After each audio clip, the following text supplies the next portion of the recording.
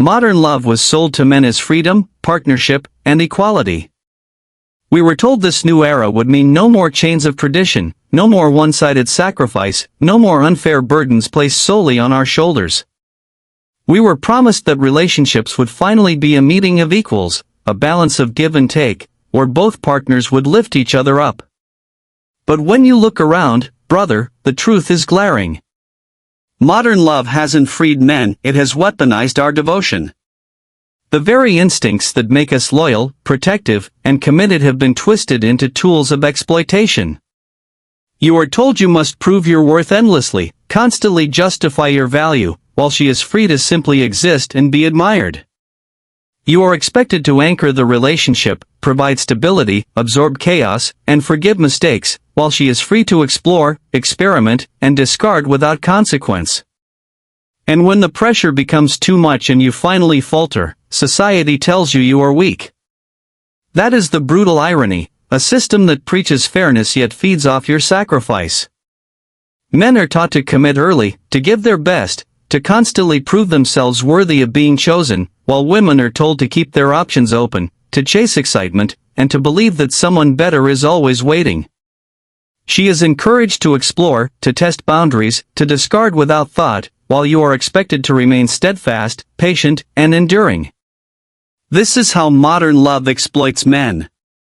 It takes your loyalty, your seriousness, your commitment, and treats it as expendable. You give endlessly, yet the rewards are rarely returned.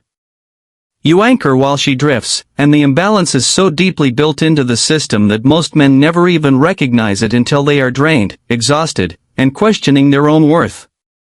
The game is rigged, brother, and until you see it, you are playing by rules that were never meant to favor you. Social media has poured gasoline on the fire of modern love. Loyalty used to be easier because distractions were fewer. You could show commitment, build stability, and invest in a relationship without being constantly undermined by endless comparisons. Today, it's impossible. Every second, women are bombarded with images of men who appear richer, stronger, more successful, or more attractive than you. Every scroll shifts her perception of reality. She stops seeing the man who is actually in front of her, the man who provides, protects, and stays loyal. Instead, she begins to see only what you are not, and because emotions dictate her reality, she starts to feel like she is missing out, even if she already has a good man. Meanwhile, you are working harder, giving more, sacrificing deeper, trying to maintain a connection while her attention is being pulled in 1,000 directions, constantly undermined by screens and curated images of perfection. Modern love doesn't just demand your loyalty, it sets you up to fail. It is designed to make you chase and prove yourself endlessly, while she lives in abundance, convinced she can always find something better. Even the language of love has been rigged against men. Women are told they are entitled to happiness, to options, to freedom. Men are told they must earn love, justify their worth, and prove their devotion constantly.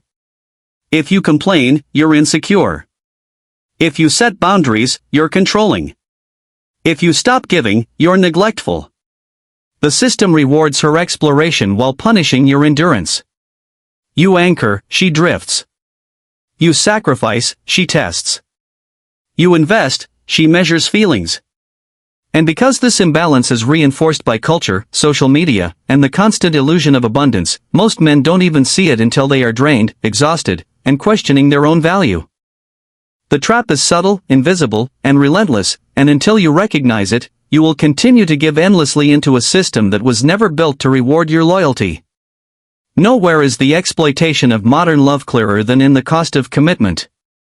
A man can spend years building a home, providing stability, raising children, and sacrificing his own dreams, only to watch the moment she decides she is unhappy, she can walk away and claim half of what he built. The system forces him to continue providing even after she's gone, turning devotion into lifelong labor without choice. But the exploitation doesn't stop at legal structures, it exists in the everyday expectations placed on men. You are expected not only to provide financially but also to carry her emotional weight, to absorb her insecurities, her anger, her fears, her doubts. When she is upset, you are her therapist. When she is insecure, you are her anchor. When she is lost, you are her guide. And yet, no one carries yours. If you vent, you're weak. If you ask for support, you're needy. If you show pain, you're unattractive. You bottle it all up, pretending to be unshakable, while slowly breaking inside. That is modern love in action, a system that convinces you suffering is proof of strength.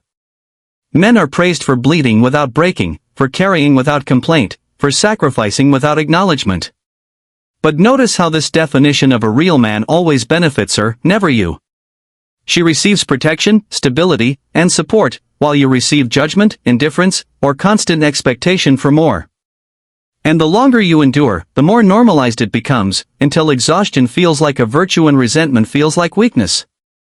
Many men accept this, thinking that enduring disrespect is noble, that giving endlessly is proof of love.